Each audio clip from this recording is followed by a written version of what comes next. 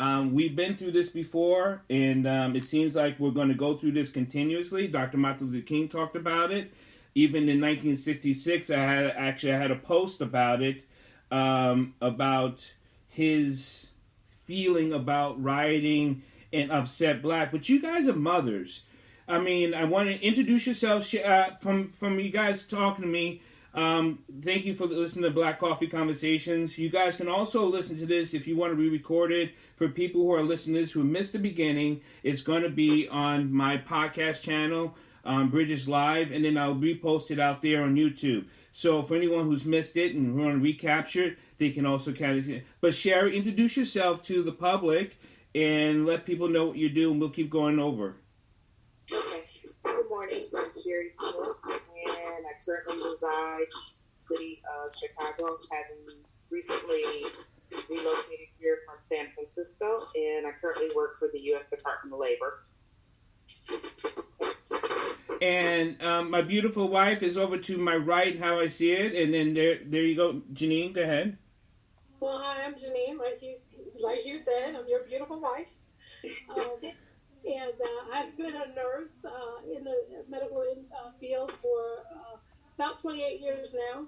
And I work for a private company, taking care of for a private family.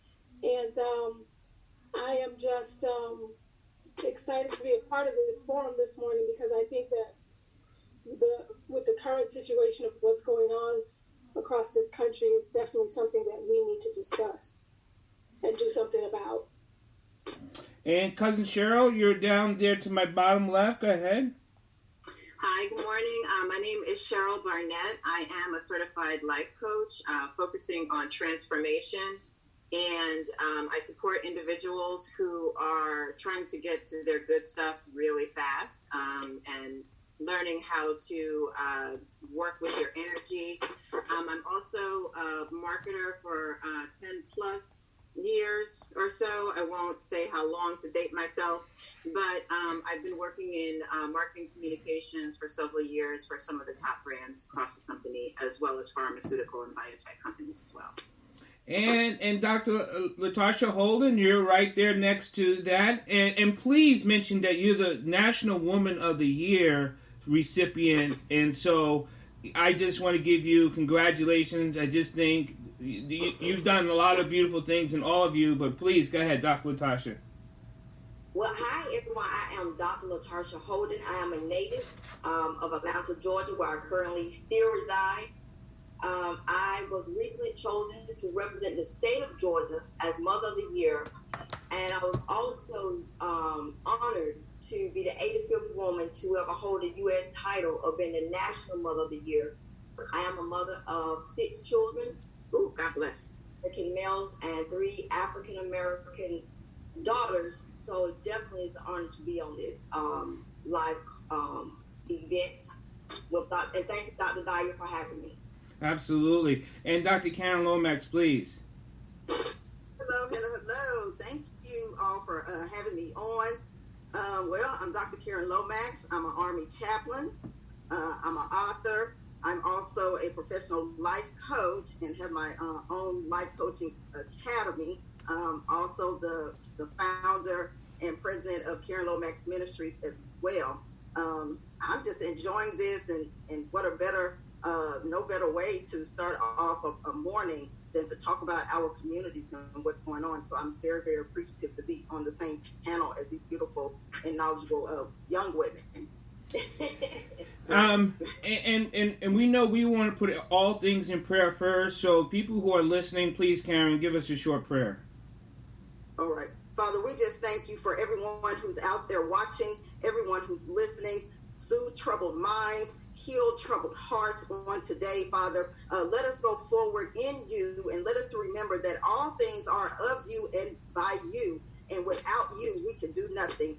So today we just give you all praise, honor, and glory in Jesus Christ's name. Amen and amen. Amen. So we know we're here talking about not so much about George Floyd, but as mothers, this is a concern because black mothers have been mothering our nation, the black men, since whenever, right? And so I want to hear your take on your feelings and your emotional state or your feelings about what's going on. So that's just really the conversation we're having is we need to hear your voice because right now we're not hearing the woman's voice, we're hearing anger. Yes. As a mother,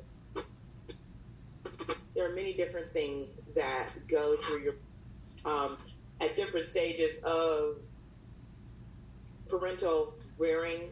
Of course, when you're rearing a child, the different stages of the child growing up and teaching your child different life skills, and then certainly as the child, particularly a male child, gets older, the things that you're teaching them when they're ready to begin leaving home, whether it's just going to the corner store or going to school, and then before they're heading out to their first junior high date or Cub Scout meeting or whatnot. But there's another set of life skills that you have to teach them when they're, beginning to drive, if you will, or ride their bike when they're going to be gone for a period of time, if you will, from home. But there's also that conversation, and it's a different conversation, obviously, that I would have as opposed to their father or a father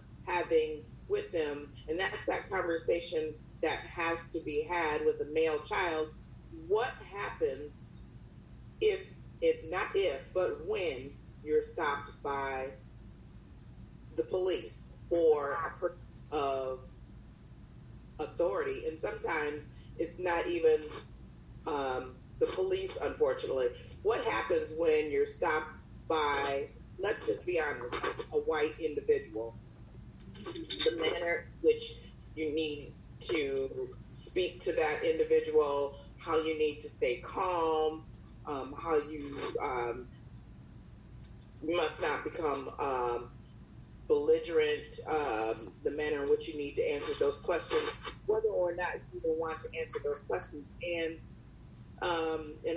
one of the reasons I'm saying that is, take Georgia, for example, a citizen's arrest.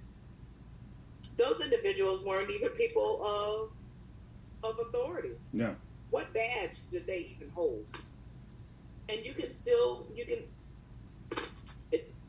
it just evokes some type of feeling. Yes, anger. You can still be shot. There's always that feeling that your son may not come home. Of course, there's always the feeling that something could go wrong, and there's something that could happen with your daughter, certainly. But there's just a different feeling with our sons that something is going to go horribly wrong. And particularly if they get pulled out of the car, that's going to be something completely different. And, people like to say that, those days are long gone. Those are bygone days. No. The infill days are gone. People aren't going to get, tied to a tree. All of those different visions aren't going to be invoked in your mind. But that's not true. And now we're envisioning George Floyd's murder, and we're reliving that on social media. So are we headed towards dismay, total collapse? Is that what do you I mean, because let's get it. As a man, we may not be as sensitive, but as women, as mothers, as friends, as niece, aunties, and so many things that you are, what are you guys feeling? Well, it's like Sherry was saying. It invokes anger. It invokes just a heavy heart, because I look at my nephews who are good boys. They do well in school. They They love playing sports. They help their mom around the house. They're just really good boys. But unfortunately, when they walk out that door, just a black boy. White America does not see them as we do. They see them automatically as a threat. And it's really, like I said, it's just, it makes my heart very heavy to have to worry about when my sister calls me and says, CJ went out to a high school dance and I got to sit outside and wait for him all night until he's done because I don't trust him being out here to walk home or to get a ride with somebody else. I'm going to stay right here. So she literally will go to the dance and she'll sit outside the whole time because she's that fearful. And it's just such a sad day that we live like this, in a country that was built on our ancestors' backs, and during this time, we need each other more than we have ever needed each other before. We are descendants of kings and queens, and we need to respect one another within our communities. We need to come together. We need to protect one another. We need to respect one another. We need to stand up for one another. Fighting amongst ourselves is no longer an option. We must come together and figure this out as a community. Not look to others to get us out of this or to help us because they have no stake in the game. Mm-hmm. We must save ourselves. Right. We must save ourselves.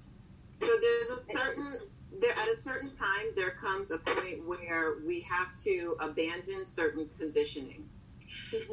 And we have to start to create new conditions, right? So in falling to anger and falling to fear and falling to insecurity, then we're going on, those are like conditions, right? And so then we're reacting to those conditions. And our generations are coming up and they're also learning the same conditions. So to your point, Janine, about, your sister having to actually sit there and watch her, what the process is that her son is going through just to protect him, there has to be a collective of conditioning where our children they know what their playing ground is. They know what field they're on. And so that they can use their intellect accordingly. I mean, you look at history repeats itself over and over again, right? So the cycles are going to happen until we as a country learn about it. This is nothing new. But like you said. Cheryl, we've been teaching. But you do understand that even when we have been compliant, right, in situations where we have been compliant, still the outcome is fatal. So even if we teach our children to be compliant, yes sir, no sir, whatever it is that they need to do so they can make it home, there's still no guarantee that they're going to make it home. No, it's not about compliance. It's about a strategy for survival. So I agree with Janine. And here's my take on it. It's a community thing. We have taught our children and especially our black children. We as parents and as educators, we taught them to respect authority. We've always taught them respect your elders. We've always taught them to always respect. But who is teaching those that we've been teaching them to respect how to respect them back? And so it's a community thing. And also we can sit here and we can say we're angry and we're mad because of this incident. Well, this incident is just one incident. Right. And it's not say we should stay angry, but we should not just say, okay, for the moment, we're angry right now. And then when it dies down, we don't hear anything from our community until the next incident, when it should be an ongoing dialogue within our communities and other communities about the respect. But I also say this, the same way you have to teach someone how to love you, we have to teach people how to respect us, because they see us disrespecting one another on a daily. Right. Absolutely. They see that and they say, we don't care about us. Why should they care about us? So it's a respect thing, and it begins in our community. We have to learn how to respect one another and take care of one another, like Janine said. and be there for one another. So when these types of incidents happen, those who are on the outside of our community can't look at us and say, well, y'all do this to each other every day.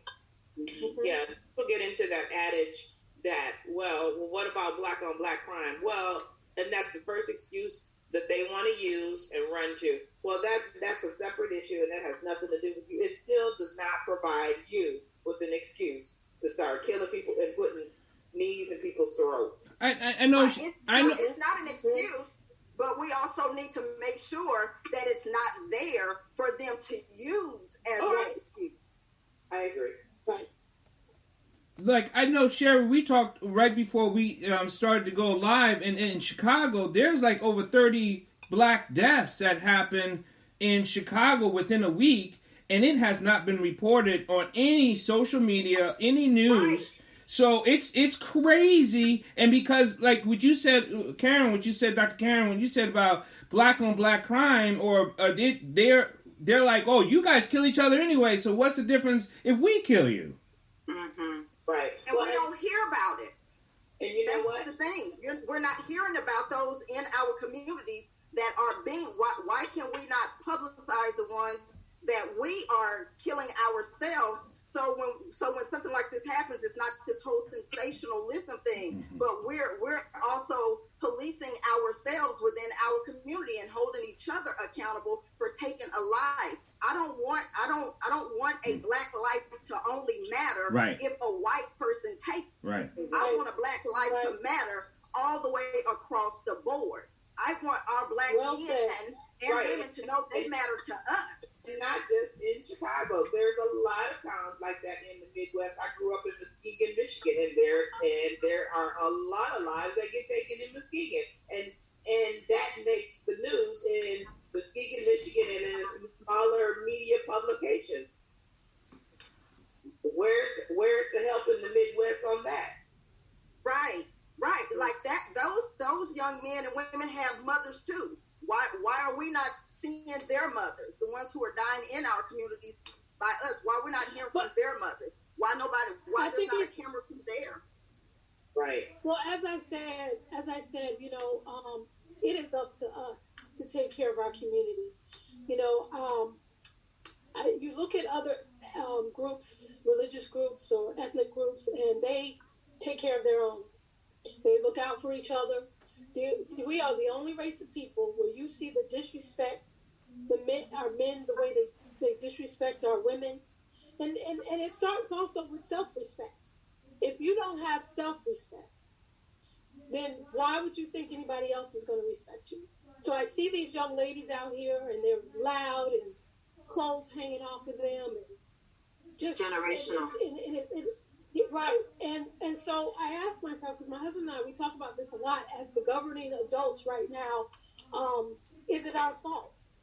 Because do we take responsibility? Because if they've never been taught, then how can we judge them, for lack of a better word, if they've never been taught the right way? And as the governing adults, is it not our job then to teach them? Right? Yes. Right. These young ladies don't know self-respect if I haven't taken the time and sit down with them and say, listen, there's a certain way that you present yourself to the world, to yourself. Dr. Holden, you have written children's books, and they were about being young black children. Is this like a book that now needs to be written to young black kids about how to? Well, as I was listening to the ladies talk, I even as an ordained pastor myself, I do believe the reason why we're not actually moved like we say we are in the black community. It really takes accountability. It's easy to stand up when it's outside of your home.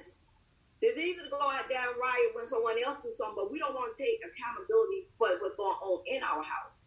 It's just like I do believe the church is closed. God is doing that on purpose because we're so caught up that everything happens within the building, but God is saying, no, the work is outside of the building. And so for me as an author or inspirational speaker, even for me raising 6 black children, and coming from homelessness in the streets of Atlanta. I now see, when my son texted me yesterday morning, I did a video on it yesterday. When he texted me yesterday morning, he'll be 31 with the Lord's will next month. And he said, Mother, I served my time in the Marines, but he said, I'm scared. You know, after seeing the death of George Floyd, he said, I don't know what to think of anything anymore. And it is interesting that our Black children, who we raise the best that we can, you know, are fearing their own lives. You know, good, like your wife said, good, decent children who are not menace to society, but now they are afraid. Will I be able to see my children grow up? When my 17-year-old son said yesterday, Mom, I'll be 18 in August, but I don't even know that I have a chance to do anything. He said, I haven't even lived yet. So I think the reason why the white community is not respecting the Black community, for that simple fact, when you say the Blacks kill each other, and we like, okay, yeah, that's not it. We talking about two all, but how can we expect anybody on the outside to respect us if the respect is not inside the house? And I think that's what it is. Not to diminish what happened to Brother Floyd, Breonna Taylor, Ahmaud Arbery. A lot of us. Right. You know, but I think it's a relationship that the Black community has to stand up for one another and take accountability for killing the mothers, the Black brothers, the children, so we can be stronger when we confront the enemy. When we confront, I think that will end us strength when we go after those who oppress us and those who are killing us senseless in the streets. Exactly. What a systematic, if you think about it, what a systematic approach to getting rid of us is to keep us divided. They love watching us kill each other. You know, they're basically doing their job for them. Yeah, but that's because we're lacking. So if you go to, like you said about other cultures, right? Nobody can break what they have. Exactly. Now, obviously, our issue is generational, right? So we came here under extreme circumstances, right? So we don't even know who we are. Right. We're already walking around, as we start from the beginning, we're walking around confused. We don't have our fathers. Our mothers have been raped. We got all kinds of, so we're already starting with a fight and a struggle. Mm-hmm. So we have to take responsibility to actually activate a sense of self for our kids, because other cultures they wake up together, they start together, and knowing the history, knowing where we come from, knowing why we have to fight this battle, knowing that they're not going to help us the same way they came over and were like, hey, we had kings and queens. Nobody. I had this conversation with someone the other day. Nobody forced anybody to say, okay, here, I'm going to give you this gold piece and then I'm going to take your slaves, right? So nobody forced that to happen, but it did. So we have to be like, okay, let's start to reconstruct how we deal with our own selves, how we handle our own institutions, so that we command the respect that we need. Society will, and we can get our friends on board. We can get all of them on board, but we got to take care of ourselves first. Cheryl, you had said something that really struck a chord with me, because if most people don't know, you're listening. Welcome to Black Coffee Conversations. I'm glad everyone's listening to these incredible women. But cousin Cheryl, we all grew up together. We had tons of cousins around each other, and then we all moved. Remember, we all went to that place. But everybody's caught up in their own world, right? And then everybody's doing their own thing. So and because it's ourselves, so it's how we survive, right? As people overall, our family didn't do that. They lived together. They stayed like this. Yeah. Building. I buy this building, you buy that building. I'm gonna buy that building. We're gonna stay together. There are communities that are doing that right now. We know that the Hasidic community, they buy plots of land to keep their people together. Right, exactly. But and it's almost like we have lost that sense of community where the church used to be the center of it, because once we started all going to colleges that we can now choose to go to and getting those degrees and making a little bit of money, we left our communities. Yep. And so those that are not as educated, those that are not as economically strong, we've left them behind. And to now try to go back and get them, things are so out of hand that it seems an overwhelming task. And so we've lost that sense of community, of all being together, looking out for one another. I was having a conversation with my mom the other day, and she was talking about how they used to throw rent parties. When somebody couldn't pay their rent, they would throw a rent party and help that person pay their rent, you know? Yep. And I mean, just to me is what we need. We need each other. Yeah. Just like you said, Cousin Cheryl, until we break free of not knowing who we are because of, you know, being stripped from our motherland and divided, and our men emasculated before our very eyes, and our children being ripped from us during slavery and Jim Crow and during the lynchings, and now they've taken off the white sheets and they've put on badges and they've got the gavel, suits. the gavel, and suits and ties, and podiums. Right? So, yeah, exactly. Yeah, and in some cases, the White House. So the White House. We are in a situation where there is a war on us. And, so, you know, people say, well, the routing, the looting, and all of it is not the answer. But when Colin Kaepernick kneeled in a peaceful protest, look what you did to him. Look what you stripped that man of his career. Blackballed him. He was doing a positive protest. Yeah. So now they out here tearing up the place, and now, that's okay. But we tried it peacefully, and look what happened. You know, I'm not condoning the rioting and the burning down of stuff. I'm not condoning that at all. But we've tried to be peaceful. Janine, you said something, and someone had wrote on Facebook that if we're in a war, did they want this war to come so we will stay divided and be looked at as the bad guys? Do you think that's part of this issue too? So maybe go ahead, Sherry. No, I'm sorry. That's a possibility. We also need to remember it's an election year, and there is a very volatile subject about Joe Biden picking a black female vice president, and this may provide an out. Yeah, we don't want to forget that, and because remember, just less of a week ago, there was the talk that he was leaning Amy Klobuchar. And she was the individual who hadn't supposedly prosecuted this particular police officer who had come before her bench, supposedly, 10 times. Whether that's true or not, at least we know the man's been in trouble a number of times. Yeah. Whether it was her bench, somebody else's bench, or anybody's bench, he obviously doesn't have a stellar record.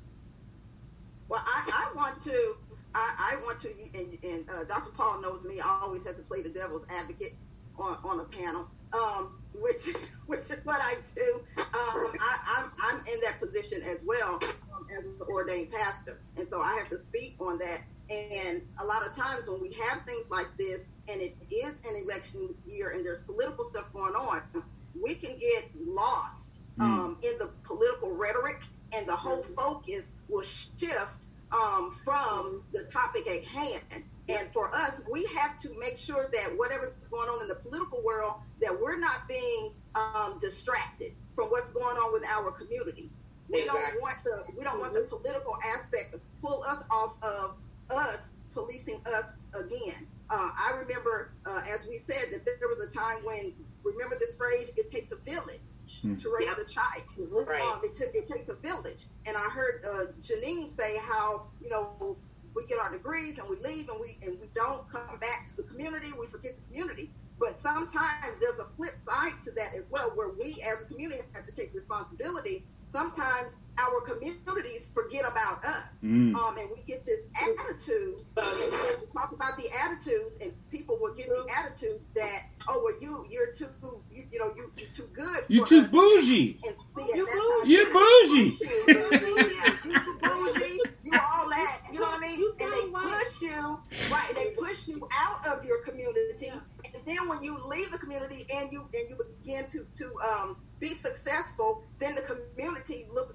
ostracizes you. Not in any other I think culture that- will you see that. That's Dr. true. Lomax, But I think that piggybacks on what Cheryl was talking about in not Yeah. knowing who we are. Because, Who we are. you know, right, it's because, you know, you look at somebody's success and instead of being jealous of them or envious, embrace it. And, you know, and see how can I get a piece of this? How do I improve myself? But when you don't know who you are, but most importantly, when you don't know whose you are, Right. because we are all sons and daughters of the Most High, and are we not? Yeah. And when you don't understand whose you are, yeah, and right? you very And that's when you lose, because when you don't know your self-worth, when you don't know that He made you the way you are because you are uniquely made, That's then right. you don't move forward. You That's don't. And we get stuck. And we'll get stuck in a place. And then when we get stuck in a place as a community, we will dig our heels in and we will stay there. We will fight for it. And like you said, no, it's not a good thing for us to be, you know, burning down our communities, because at the end of this, and I'm speaking to my brothers and sisters out there, and I know the anger. Trust me, I know the anger. I have a black son in the military. I know the anger, and I get it. And we did try to protest peacefully. But also, at the end of it, who's going to rebuild our community? We are. After we burnt it down, who's going to do that? They're not going to put more money back into it for us to rebuild. So that's where, again, we have to learn how to support one another in our communities, and we have to have accountability for us and for ourselves, and how we cannot allow them to pull us out of who we are right now and have us acting and portraying ourselves the way that they put in people's minds, that's see how they are, look how they are. See, We write our own story. See?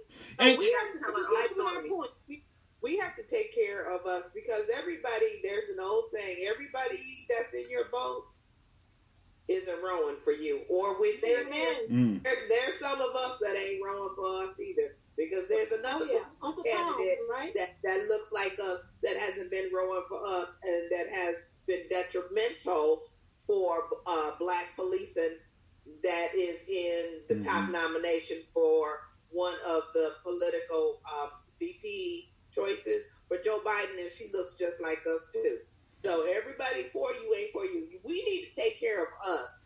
So you know what? You know when Freddie Gray got killed in Baltimore, me and my wife Janine, we go down to Baltimore, and we were working at this shelter, and all around this inner city Baltimore, where all these burnings and townhomes were all burnt and businesses were burnt out, they are still burnt out.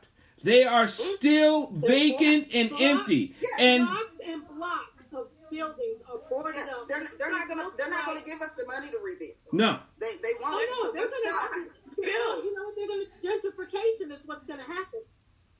They're like, let them destroy it so that we can come in and do what we need to do. And that's again cycle, no conditioning. We're gonna take cycle back repeats. Baltimore. We're gonna take it back, and we're gonna live here and put up our yoga studios and walk our dogs and push our children. Yeah. Mm-hmm. Well, and that's what we don't think about, and because we allow tempers, we allow our tempers to get the best of us, and sometimes, and as you guys were saying, what Sherry was saying, how we have some of those who look like us, that are not rowing for us, but are really, you know, sitting in the boat, drilling the hole, and so, but the problem with that is these are the same ones that we will idolize. Those are the same ones that we will push out to the forefront, but we never hear from them unless something like this happens. This is the only time we see their faces, but we always are supporting. We're always pouring our money. We're always doing supporting them on that fact. We want to see you, and I'm not going to throw no names out, but we want to see you all the time. We don't want to see you when some mother has lost her black son and you see a video of him laying in the street and his life is leaving his body. We don't want to see you at that point. We want to see you within the community all the time. I got a name. All the time. I have a name I'm going to throw out, because having women on, I think it's a blessing. I think it's just amazing to have a conversation like this. But Oprah hasn't said nothing. And she is one of those women I don't think is rowing with us anymore. And if she ever has been, she threw her rows out long time ago. Well, she's rowing for the people in Africa. Well, you know what? She's wrong. See, Paul, you about to get beat up on here now. Janine, she falls in that category that you spoke about earlier. Not to say, so if it benefits you to do something, if it makes you, okay, it's not a nice thing to say why somebody has a motive to do something. Okay. But if you've been put on, and you're able to leverage being put on, and you're able to use that as a means to make it look like you're doing something great, and then you will. Now, everybody, she's had the opportunity to, fight against the network, and she got fired, and then she's able to do this, but to your point, Janine, about the community thing and everybody and share the boat. She got her own boat. She taking care of boat. But again, we can say that. But again, it goes back. Spread abroad. So what has she done for the people right here where she lives? That's what I'm saying. But it goes back. But it goes back again to what me and Janine was talking about. We can throw out these people's names, but the whole point is, the ones that we do support. Okay. We don't hear from them. That's we true. really don't. And the ones that we don't support, we get mad when we don't hear from them. And so again, like him throwing out Oprah's name, which I have no issue with Oprah. That's her thing or whatever. But let's look. What has the black community pushed her? Has the black community supported her? No. And things of that nature? No, we have not. No, we haven't. And so when we see things like this, we're looking at her and say, well, what is she doing? No, we got to look at us and say, what aren't we Baltimore. doing? Build a school in Baltimore. Why Africa? Zimbabwe. I ain't saying don't put one in Zimbabwe. Right. Do something in Right. Baltimore. But we can look at that. But we can look at that in a totally different way. I told you guys, I do the devil's advocate thing because I like both sides. I don't want to just see my perspective. I want to see everybody's perspective. And here's the thing: we will pour money into charities. We will pour money into other foundations. We haven't seen them do anything yet either, but yet we put money into it. So my whole point is, again, it goes back to us in our communities. We cannot always look for somebody else to do something.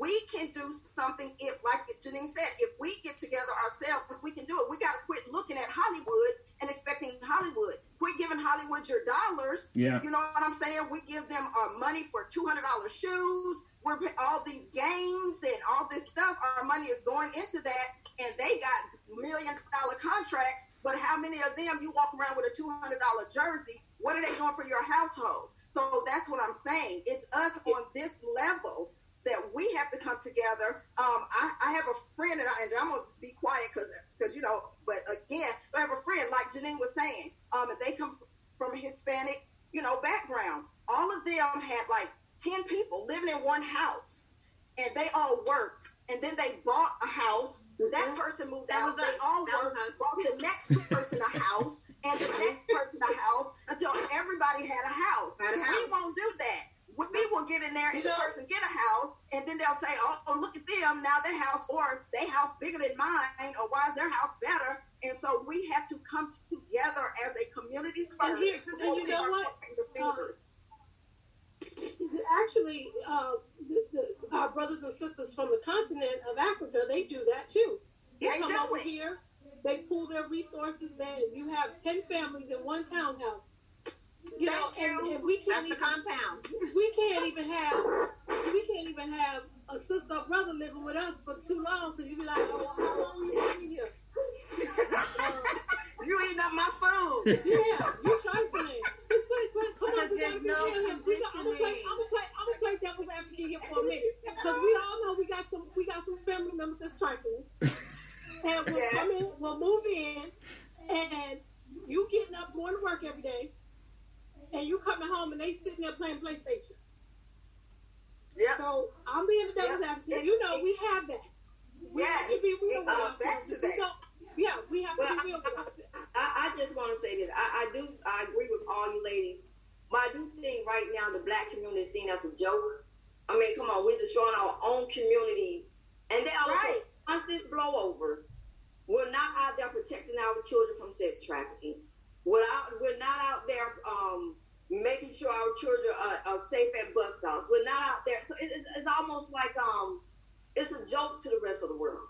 They will kill they're not going to protect their own. And they're going to use any excuse. This is what they're going to use any excuse to go rob and steal. After this is over, you can always tell those who are serious about, are they actually serious about the death of Brother George, Brother Arbery, Ahmad, or Sister Brianna? You can always tell those who are serious because they go out and join organizations. They go out and try to be a part. So the black community is a joke. They sit back and laugh, like someone said, doing their work for them. All right, they're going to go kill the women and men, making us weaker just in case we have to come together as a unit. Our men are either locked up, dead, or, so for us, it's a joke on the black community. So when this dies, we're going to go back to like nothing has happened. So we're not going to, it's not like we're bringing the Black Panther Day, but we're standing and protecting the communities, the families, building things.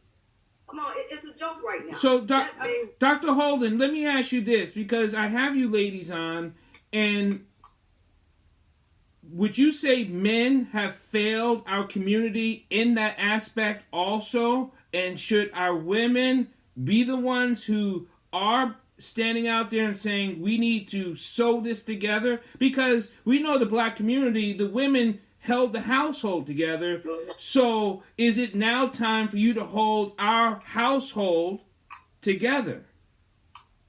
You know, Dr. Dyer, I do believe that the black men have felt their communities.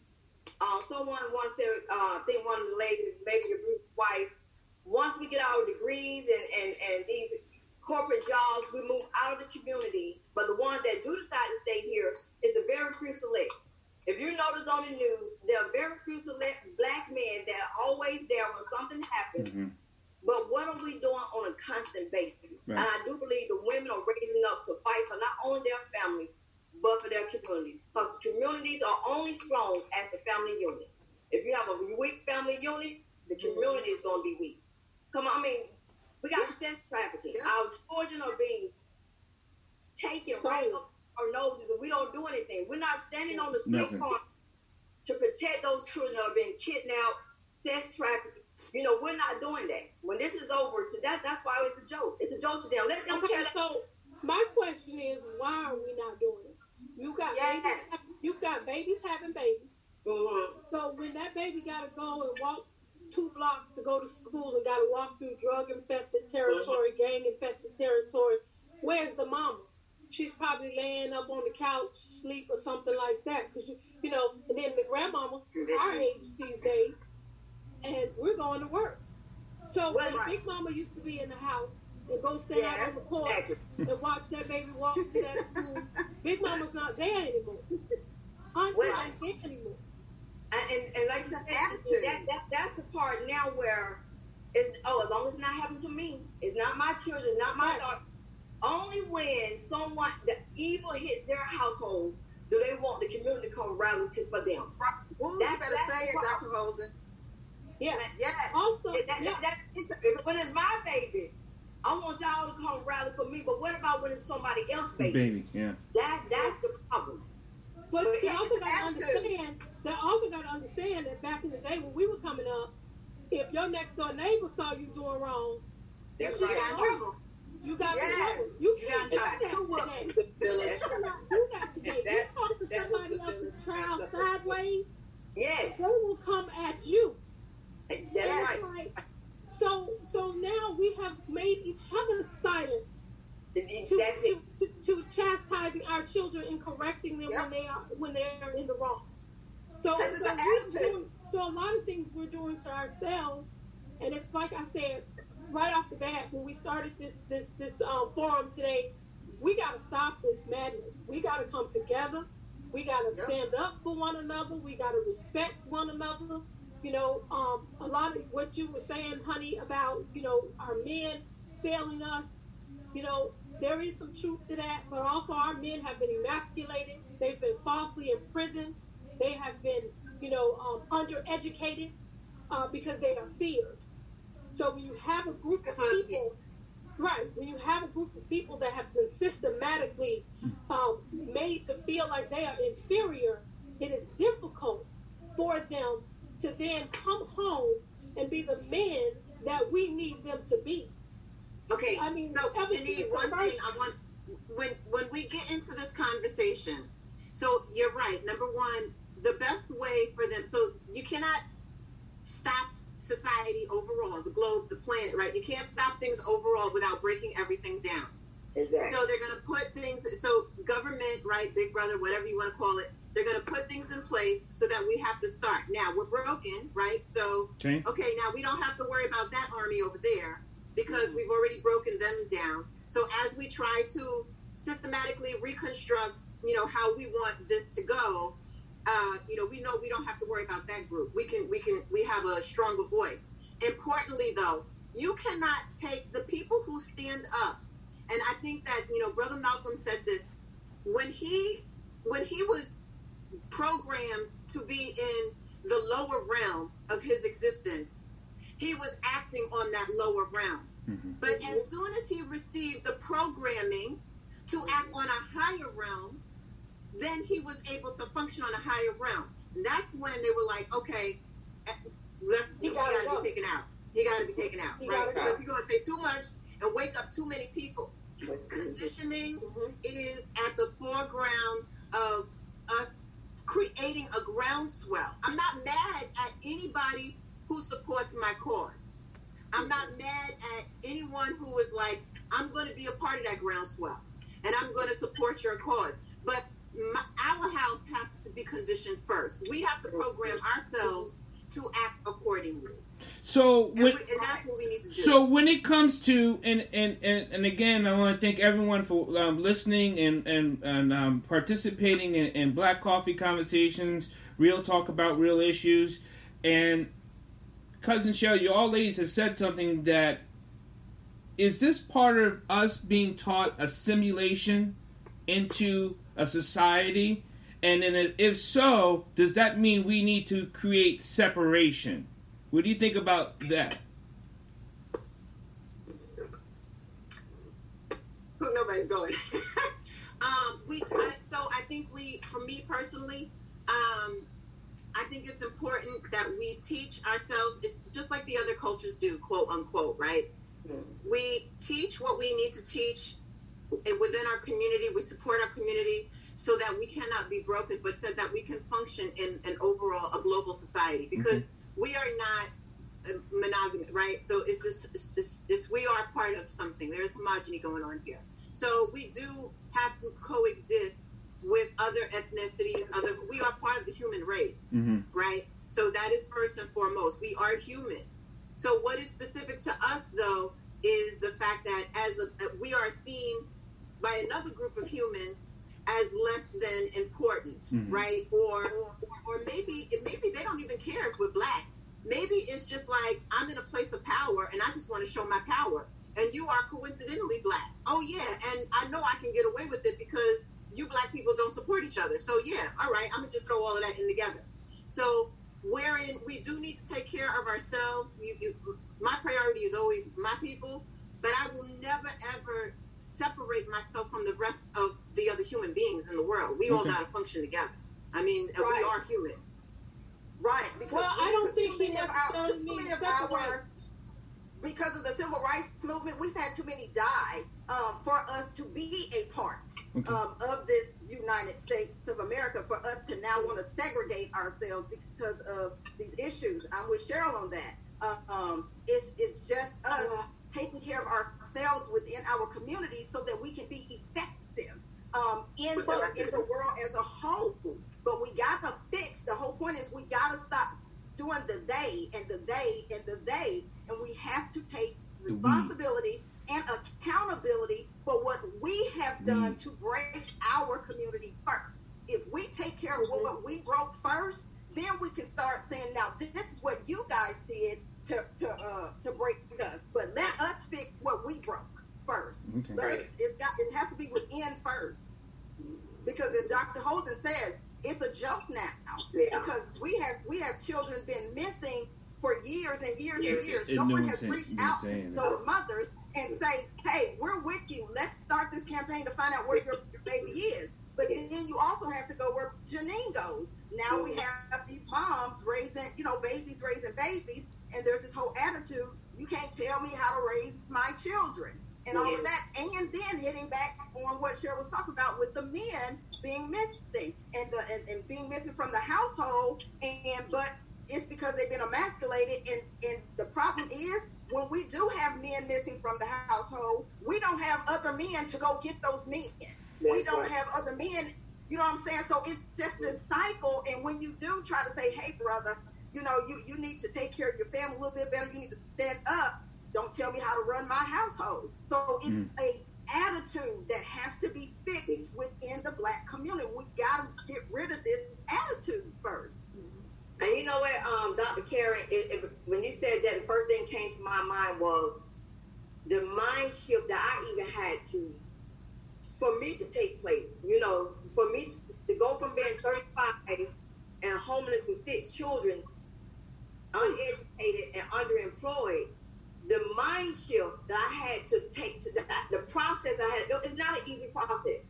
We're going to have to be real. A lot of people are not going to get on board in the Black community. A lot of people say, you know what, I'm comfortable where I'm at.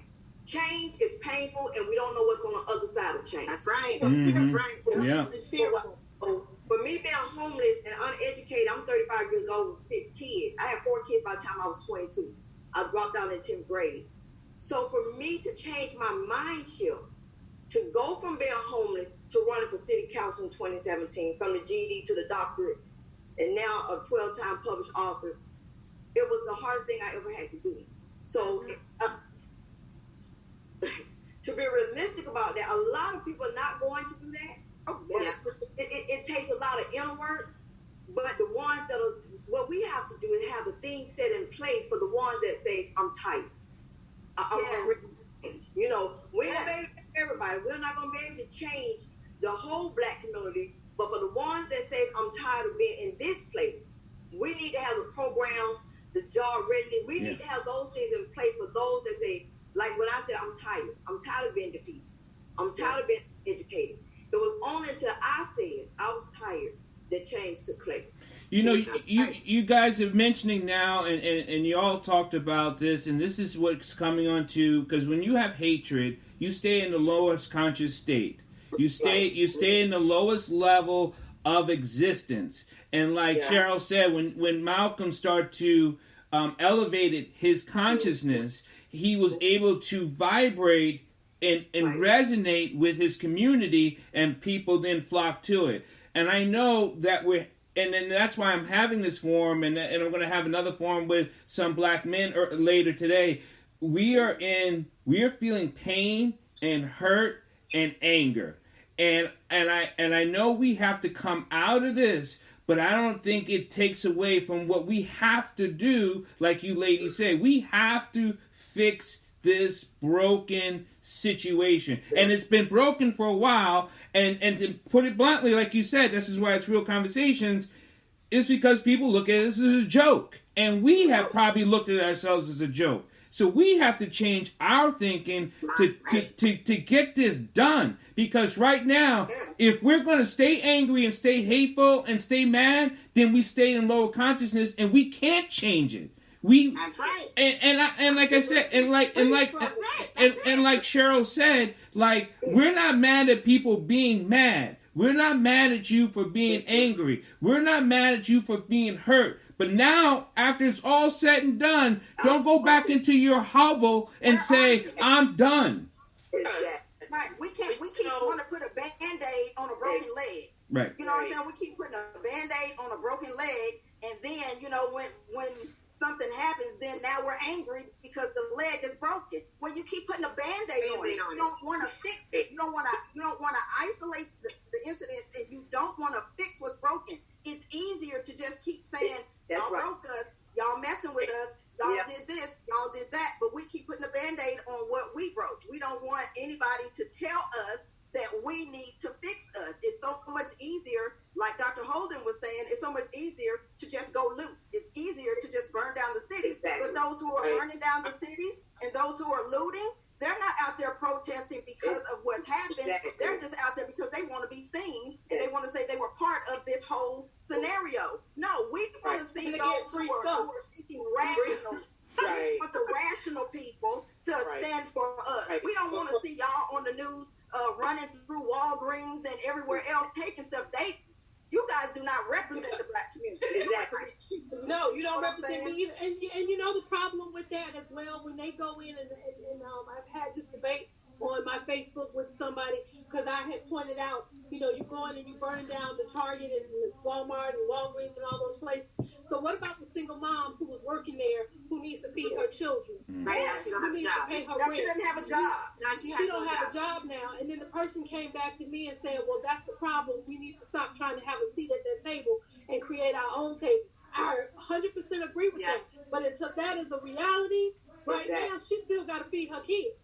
Our civil rights leaders died so we could have a seat at the table. Exactly. It ain't for us to have a segregated table. They need to see us and they need to hear us, but they need to see and hear us intelligently, with clarity, not out there with the foolishness that we see. Because, like again, what Dr. Holden said, we're still looked at as a joke right now. And just think of George Floyd's mother. This does not at all. This does not at all represent her. It does not at all bring any type of consolation to her son's death. This does not all bring any respect to her son's death. It makes it worse because now we're out here looking like animals, acting like animals. Yep. That's what they call us. But you know, they actually treat their animals better. So right. One Dr. Dyer said, it's easier, and Dr. Carey, it's easier to remain in a place of hate. It's easy. That's probably easiest. You don't have to confront yourself. I this place because I don't have to confront me. I don't have to confront where I'm at in life. I can stay in this low vibrational place and use it as a mechanism to go out to loot, to raid. But like I said, if it was really about the business of changing the narrative, you would do something beyond this. You would go out and make. And that's what, even for me being an inspirational speaker, first as a Black woman, I had to liberate my family first, then go out. And I think sometimes with the Black community, those of the elite, those with the big churches, we get so confused by thinking that ministry starts outside of the house when ministry really starts outside of the home. Out of the house. Thank you.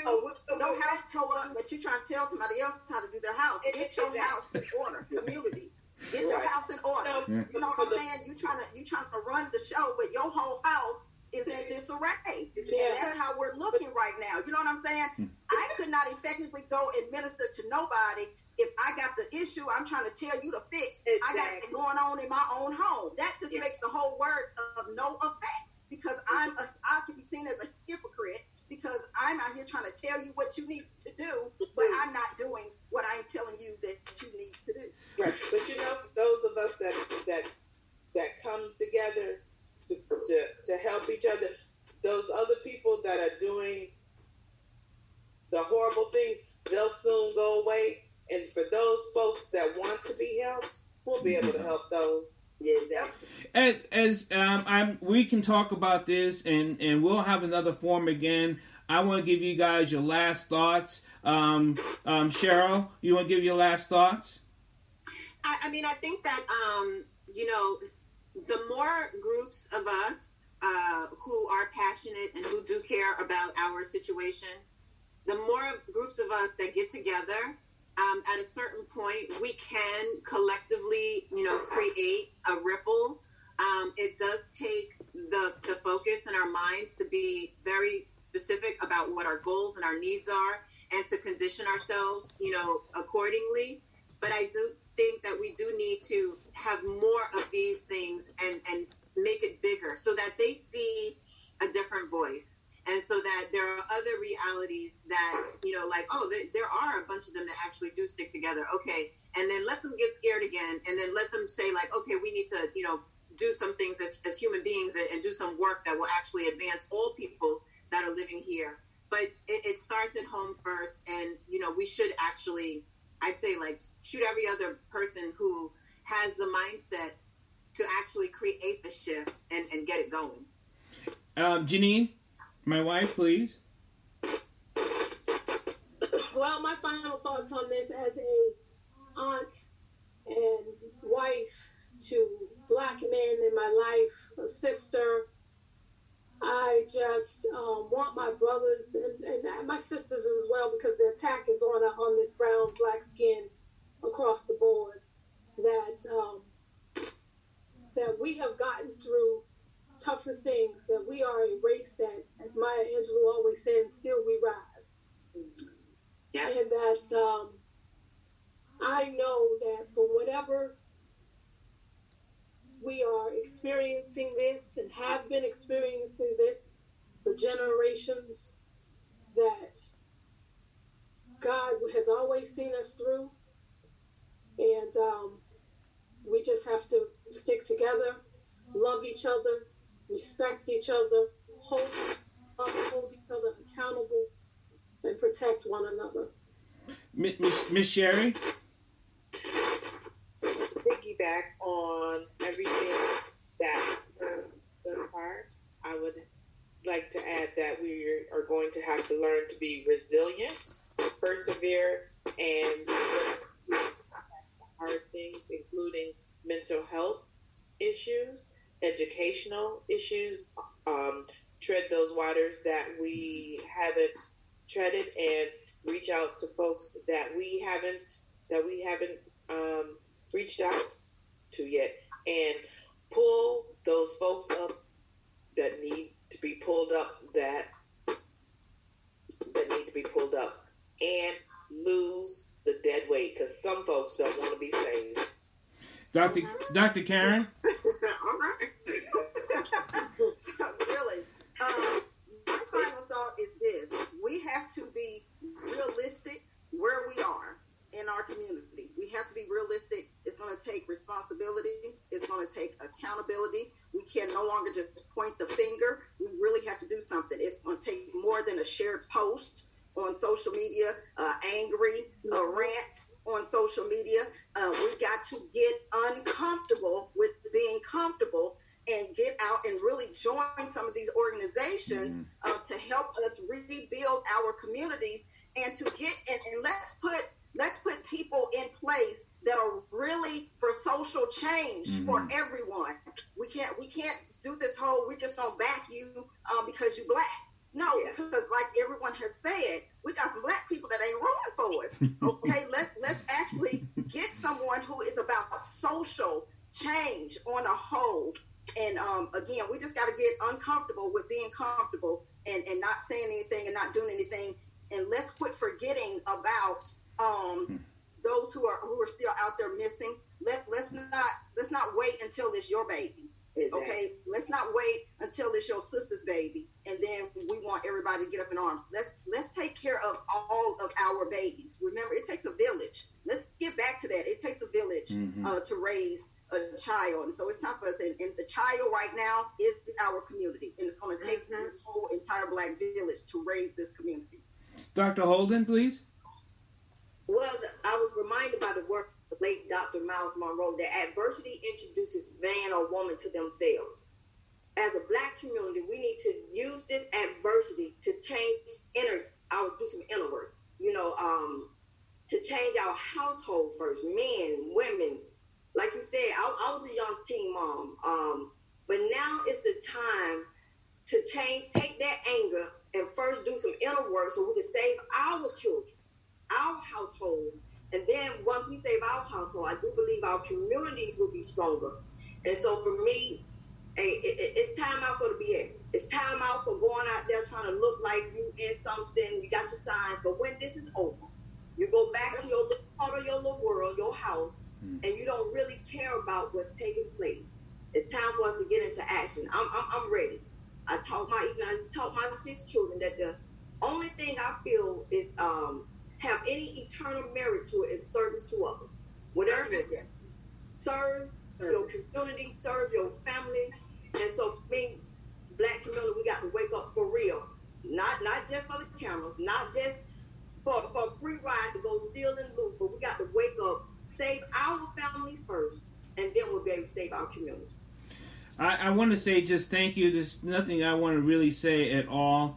There's nothing more than emotions felt, but us speaking and talking, I hope it does help people heal and have conversations and real thought about what we said, about specifically, we have to do what we can do to do better, period.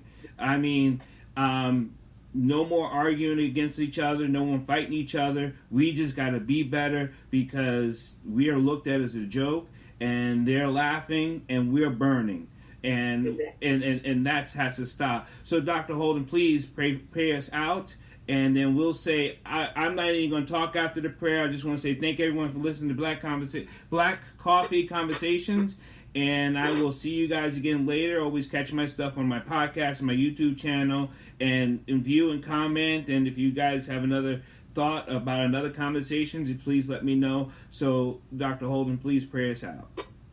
Yes. Father God, we thank you for this opportunity for us to come together, oh God, to voice what's on our hearts. But Father God, we ask that you give us a plan that will actually make a difference.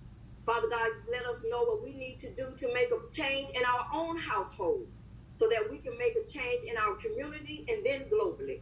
Father God, we thank you for raising up leaders, oh God, leaders that have heart after you, oh God, not after their own agenda, but leaders that truly want to see a healed nation.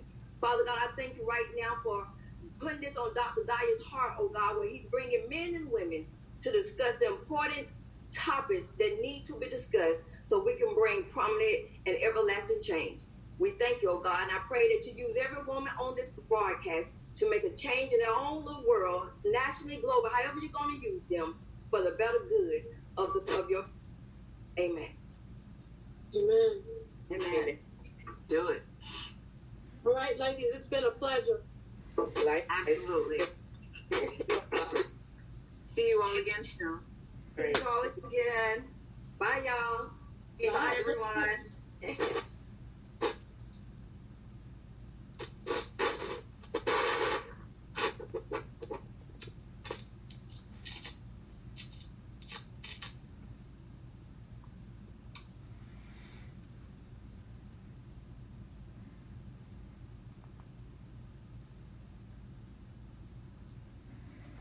Mm.